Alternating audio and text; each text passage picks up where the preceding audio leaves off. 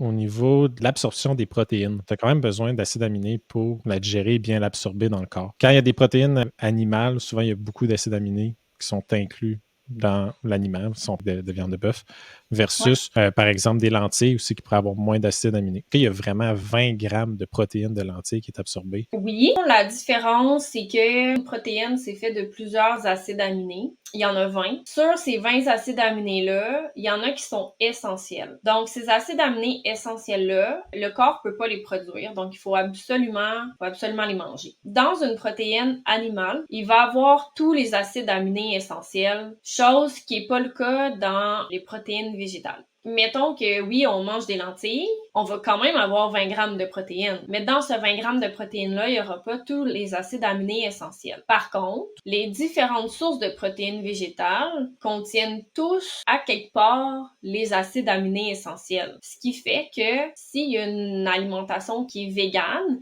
mais qui est variée, qu'on différencie nos sources de protéines, on va toutes les avoir, là, ces acides aminés-là. Fait qu'il y a possibilité d'avoir tous nos acides aminés essentiels en étant végane. C'est juste que si on mange juste des pois chiches parce que c'est la seule protéine végétale que je suis capable de manger que j'aime, ben là oui, là, on va être en déficit de quelques trucs. Mais avec une alimentation qui est diversifiée, c'est vraiment possible d'avoir tous nos acides aminés essentiels en quantité adéquate.